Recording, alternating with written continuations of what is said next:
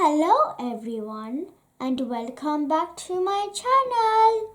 Today I will be reading Cinderella, retold by Elliot and illustrated by Tim Budgen.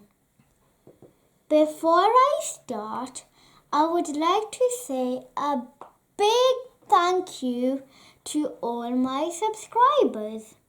And if you haven't yet subscribed to my channel, could you please subscribe? Thank you.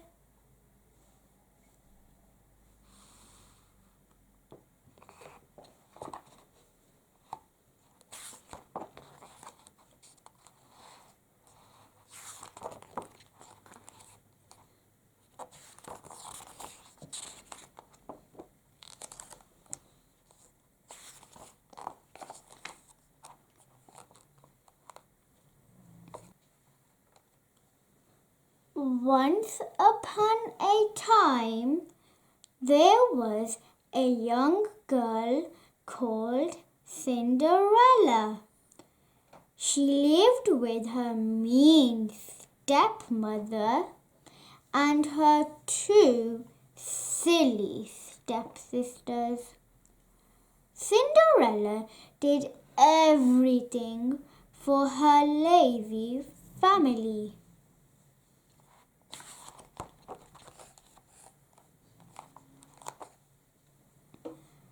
One day, an invitation arrived from the palace.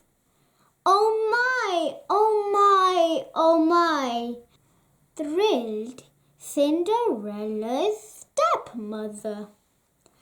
There's to be a ball at the palace and we're invited. The silly stepsisters screamed in delight. Does that mean I can go too? Asked Cinderella, wide-eyed. You? Crackled her stepmother. Of course not.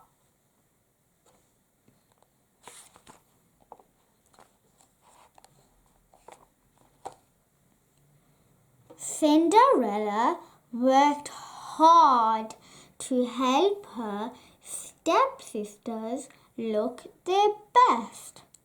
Late into the night, she sewed stitch upon tiny stitch with delicate silken thread. The gowns glittered with sequins and rustled with rich satin petticoats. The silly stepsisters primped and preened and polished and cleaned until at last they were ready for the ball.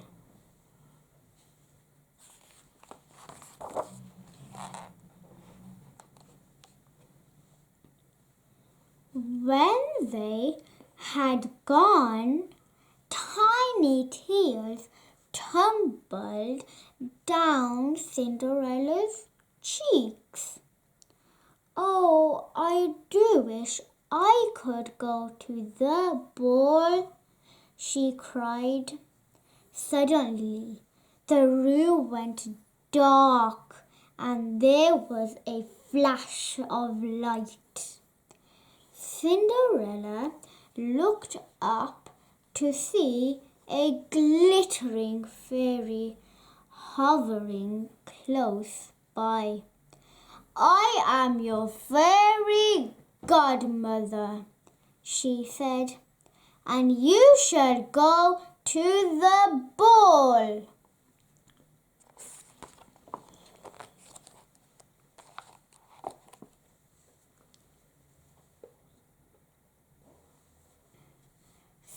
Cinderella gasped as a flash of the fairy's wand turned a pumpkin into a carriage of gold, some squeaking mice into prancing horses, and a big old rat into a coachman.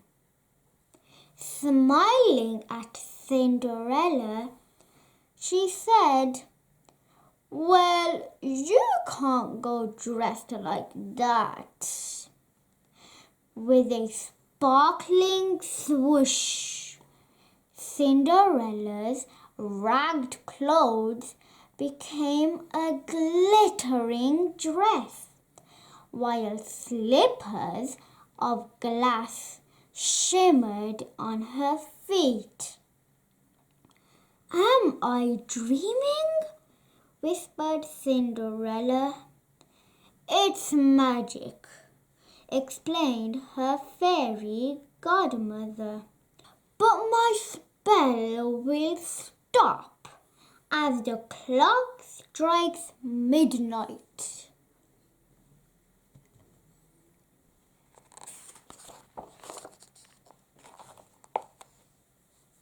When Cinderella arrived at the palace, everyone gasped in wonder.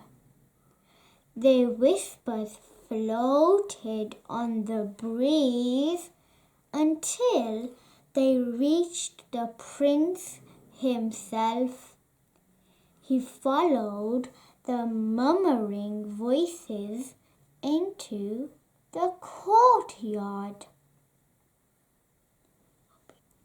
When Cinderella stepped from the golden carriage, the prince's heart skipped a beat. She was the most beautiful girl he had ever seen.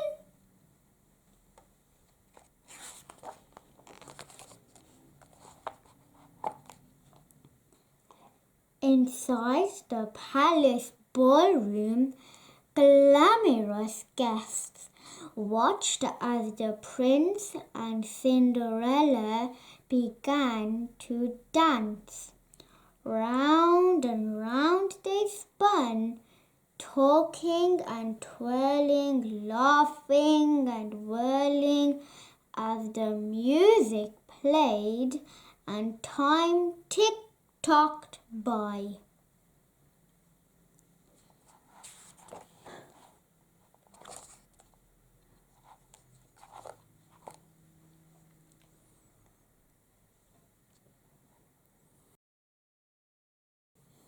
After what seemed like only a few minutes to Cinderella, the clock began to strike midnight, and she remembered her fairy godmother's warning.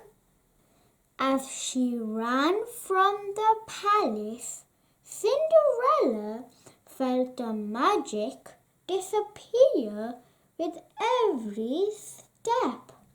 The prince rushed after her, but she was gone. All that remained was a glass slipper glittering in the moonlight. "I must find the girl whose foot fits this shoe," cried the prince.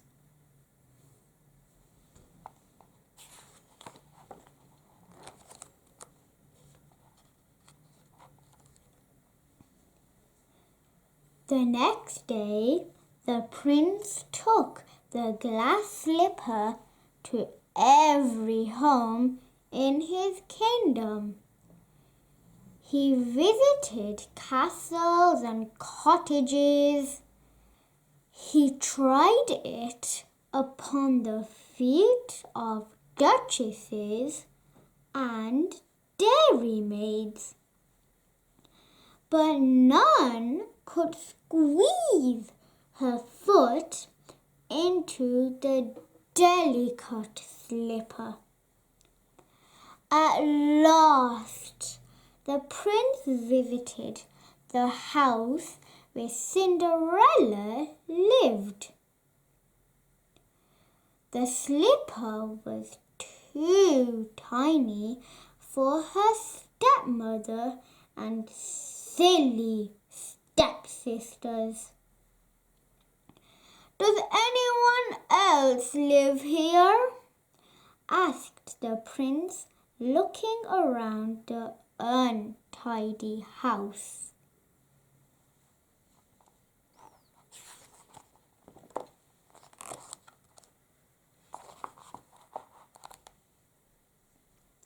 At that moment, Cinderella came into the room. Her clothes were rags, but the prince knew who she was at once. The glass slipper fitted her delicate foot perfectly. Her stepsisters were amazed and very annoyed. "Will you marry me?" asked the handsome prince. "I will," answered Cinderella. And they lived happily ever after.